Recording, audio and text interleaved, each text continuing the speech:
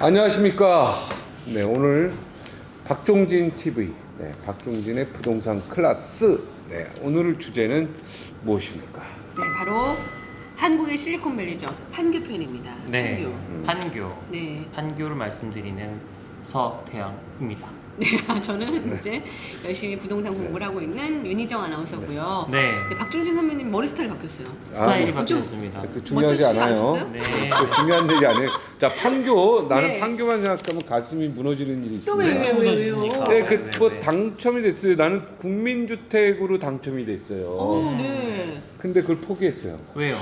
아니 보니까 10년 뒤에 그러니까 임대주택으로 당첨이 된 거죠. 국민주택 네네네. 임대로 네네네. 33평은 당첨이 됐는데 네. 그게 10년 뒤에는 그때 가격으로 사야 된다는 거야. 네, 네, 네. 그래서 뭐 이런 게 더 있지? 그래서 뭐 PD 수첩에도 나오고 막 했었죠. 그래서 기법했어요. 아, 그래서 은평뉴타운으로 간 거야.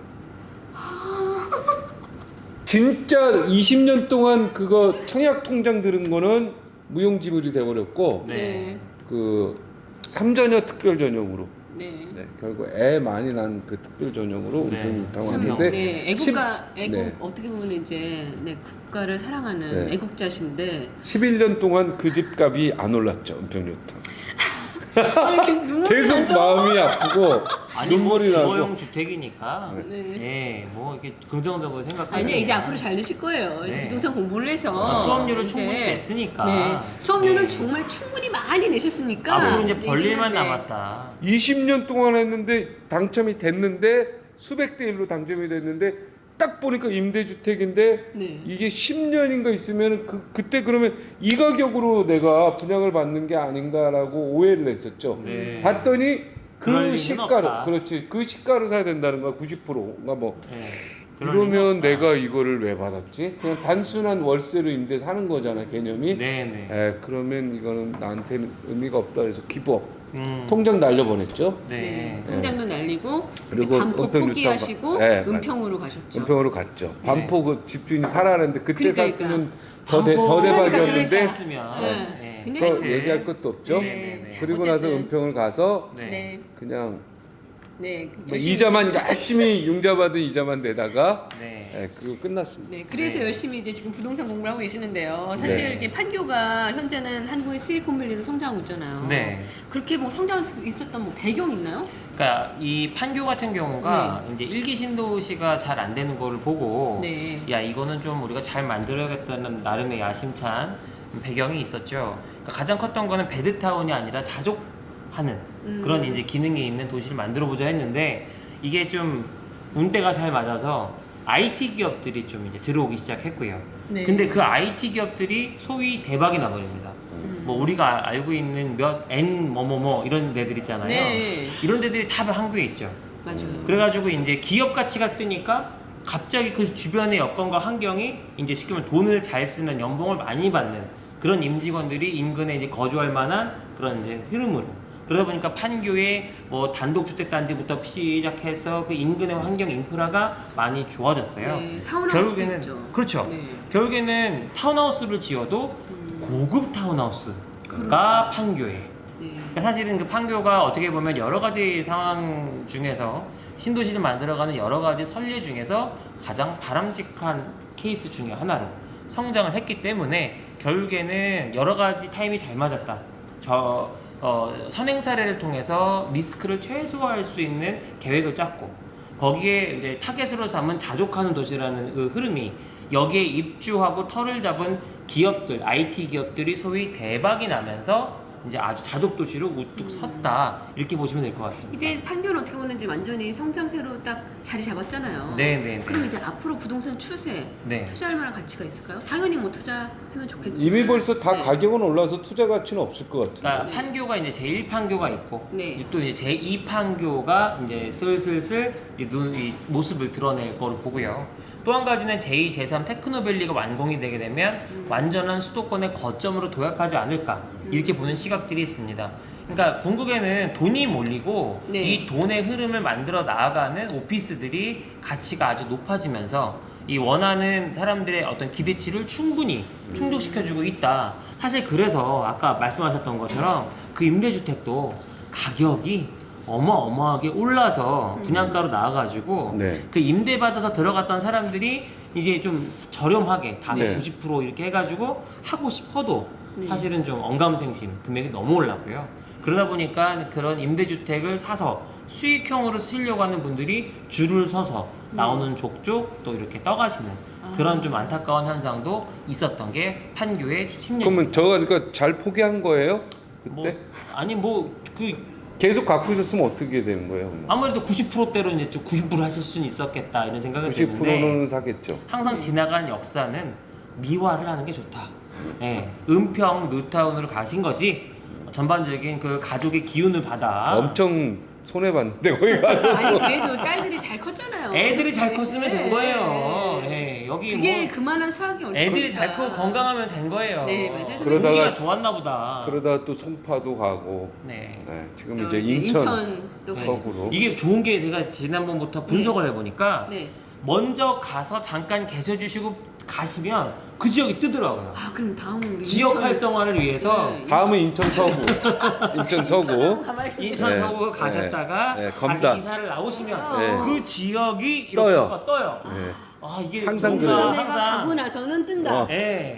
검단 신도시 여기를 노리시 맞습니다. 신도시 검단을 노리십시오. 자 그러면 앞으로 이제 판교 투자 가치 총평 정리해 주시려면요. 자, 2022년까지 조성이 되는 제2 판교 테크노밸리와 2025년까지 조성이 되는 제3 판교 테크노밸리까지 마무리가 되면 네. 이 일대는 아예 우리 이제 실리콘밸리 생각하듯이 아 판교밸리 딱 하면은 이게 막 떠오를 거로 봐요. 네. 왜냐면 제2, 제3이 예전처럼 좋은 혜택을 주고 기업들을 유치하려고 하고 특히 여기에 주거와 일자리를 원스톱으로 해결해주는 그러한 이제 임대주택들도 이제 계획 가운데 들어오고 하기 때문에 네. 장기적으로 봤을 때 이 판교는 아주 못지않은 정말 특화된 밸리로 성장을 할 것으로 보인다. 또 한 가지 판교의 가장 큰 장점은 앞서 짚어드렸겠지만 강남에 대한 접근성이죠. 그렇죠. 꽤 멀어요. 아니, 그래도 근데- 고속도로로 달릴 때 꽤 멀다니까요. 양재 그 용서 IC 타면요. 통과해야지, 서초 IC 통과해야지. 용서 타면 금방이에요. 얼마나 먼데? 각자 개인 차가 있습니다. 용서 타면 그럼에도 금방이에요. 불구하고 용서가 뭐예요? 판교 용서, 용인서. 그 같은 경우에는 멀어요. 장기적으로 놓고 봤을 때 어쨌든 그 입지적인 측면의 장점, 들어와 있는 사람들이 자족하는 도시라는 장점, 장기적으로 더 괜찮아지고 더 잘 될 만한 기업들 역시 들어가는 데 있어서 많은 혜택을 받을 수 있는 구조라서 장기적으로 더 뜰 걸로 봅니다. 아 그럼 수원이 더 가깝지. 서울에서 KTX 타면 바로인데. 수원이요? 네, 근데 서울역에서 KTX 다음 많지가 순서로 않아요. 넘어가면 서울역 있는데 얼마나 돼요? 아니에요. 서울역은 좋은데 수원은 아, 자, 서울역 뭐- 바라기. 아니, 서울역 떠나셔요. 아니야, 그게 아니야. 우리 앵커님이 서울역을 떠나면 아, 이미 그러면 떠났어요, 서울역이 인천 서구. 부흥을 할 거예요. 인천 검단을 떠나면 네. 예 그럴 것 같습니다. 자, 네. 분당이 어떻게 되는 겁니까? 만약 판교와 이렇게 같이 뜨는 겁니까? 아니면 분당이 상대적으로 죽는 겁니까? 그러니까 분당은 죽다 안 죽는다라고 이제 얘기하기 전에 네. 이런 자족 기능을 갖췄다고 보기엔 조금 아쉬운 점이 있죠. 네네. 그러니까 분당이나 판교나 거기가 거기 아닙니까? 다 같이. 거기가 가깝긴 거기긴 하지만, 하나 이 판교 같은 경우는 어떻게 보면 계획 도시이고 이 안에서 거주도 하고 일자리까지 한 번 해결이 되는데 실은 분당 같은 경우는 분당에 일자리 있는 분들보다는 서울권의 일자리를 그렇죠. 갖고 왔다 갔다 하시는 분들이 많아요. 제가 말씀드렸잖아요. 반포에 살던 사람들이 평수 큰 것 때문에 분당 나갔다가 땅을 친다고 지금 그 땅을 치시던 분들이 다시 돌아올 수도 없고 계속 거기 사시는데 직장은 대부분 또 강남에 있거나 네. 서울권에 있는 경우가 많아요. 그러다 보니까 뭐 분당은 장기적으로 놓고 봤을 때 분당 나름의 그냥 가치를 갖고 이제 판교 같은 어떤 오름세나 성장세를 확 기대하기에는 조금 더 지켜봐야 되지 않을까 싶습니다. 네, 내가 아는 대전의 그 변호사 김세윤 변호사로 했는데 매일 서울에 네. 왔다 갔다 그래요. 1시간밖에 안 걸려 가깝대요. 네. 그러니까 자꾸 개인차가 네. 있으니까 네네네. 뭐 분당, 분당, 뭐 서울 살기 판교 위해서는 너무 뭐 가깝다고 하지 시간 마세요. 제가 차 몰고 아무리 다녀봐도 네. 그래도 막 15분간 막 100km로 달려야 돼요. 네, 15분간 정확히 15분 100km 달려야지 판교 분당 옵니다. 네. 자, 그리고 또 그 여기에 뭐 판교에 무슨 물건 같은 거 소개할 게 있나요? 판교는 아니고요. 네. 예, 이제 강남에 네. 이제 물건 하나가 있는데 그거 여러분들한테 판교하고 무슨 연관이 있습니까? 아 이것은 여러분들에게 분석해주는 눈을 좀 키워주기 위해서 하나 좀 이렇게 보여드리면 좋을 것 같다. 이래서 이제 하나 지금 중개사님 하나 연결돼 있거든요. 판교권 아니고요. 예. 판교권 예. 우리 주제 판교인데. 예, 오늘 우리- 주제 판결에서 조금 다르긴 한데. 마이클 중개사님 한번 불러보도록 네, 하겠습니다. 마이클 중개사님 안녕하십니까? 오바. 마이클이요? 마이클? 네, 안녕하세요. 마이콜도 네. 아니고. 네. 안녕하세요. 예, 마이클 오바. 예. 네. 그 그러면- 매물 좀 소개 좀 해주세요. 네. 네, 일단 지금 소개시켜드릴 매물은 네. 강남구청역 7호선 이제 분당선 역세권에 위치해 있는 이제 그 땅이고요. 현재 이제 2종 일반 주거지역 땅입니다. 네. 그래서 이 땅, 네, 말씀하세요. 2종이네요. 그럼 네, 2종 일반 예, 주거지역. 근린생활. 이게 얼마예요? 현재 이거는 이제 되게 저렴하게 잘 나와 있는데요. 현재 20억 평당 3,130만 원 정도로 네, 나오고 있습니다. 논현동이에요. 서울 강남구 평당 단가가 논현동에. 되게 싼데요? 그쵸? 네. 예, 그래서 이걸 갖고 한번 스터디를 해보자. 네. 하는 이 지도 좀 차원에서 크게 주셨습니다. 띄워봐봐요. 이 매물이 정확하게 지금 입지에 있는 입지가 대략 어느 정도 된다고 보면 될까요? 네, 일단 역으로 기준으로 말씀드리면 네, 네. 도보로 이제 5분 이내로 충분히 왔다 갔다 할 수 있는 위치고요. 네. 그리고 이제 언주로 그리고 학동로 대로변에서 이제 바로 접하기 쉬운 바로 이면에 위치해 있는 땅입니다. 와, 이거 9호선하고 만나는 점 아닌가요? 아, 아니네요. 7호선하고 저기 분당. 분당. 분당선. 분당선. 야, 여기도 그 이걸 합승역이라고 그러죠? 환승. 환승역. 합승 아니고 환승. 합승은 어디 같이 탈까요? 우리가 합승이 예. 아니고 아, 환승. 덱스 한 번 했으면 됐어. 그걸 자꾸 두 번 하지 마. 환승인데 아, 나 이렇게 재밌지 오늘? 이게 중요한 건 한 번 하면 됐어. 왜 자꾸 이거 실수한 걸 자꾸 두 번 얘기해. 내가 이게- 영문과 나서 한국어를 잘 몰라서 그래. 위치가 여기 아, 예. 예. 근데 제가 이걸 보니까 네. 이 필지 같은 경우는 장점과 단점이 분명히 있죠. 일단 평당가가 무지 싸요. 네. 평당 3,000대니까 네. 이게 사실은 이제 자루형 토지거든요. 자루형 토지. 네. 자루형 토지가 뭐냐면 이렇게 자루구처럼 안쪽에 들어가 있다 해서 자루형 토지인데 여기 주차하면 되겠네요. 여기 자료. 아니 이게 언덕바지라서 주차하기 힘들고 근데 가장 큰 단점이 있어요. 이 뭐예요? 건너편이 뭐죠, 이게? 여기 큰 도로변이야. 내려가면은 여기 이거는. 여기요? 네. 여기가 뭐냐면 건설회관 뭐 이런 쪽이네요. 그쵸, 그쵸. 통계청. 또 예. 관세청 근처 아닌가요? 만에 세관이에요. 서울세관. 네, 관세청. 네, 맞아요, 맞아요. 아, 좋은데. 근데 거기가 약간 이렇게 경사가 언덕- 있어. 경사가 있어. 그러니까 이 평당가가 나름 이제 저렴한 이유를 아. 분석을 해보면 평당가가 저렴한 이유 중에 하나가 바로 앞 건물보다 한 2억 쌌어요.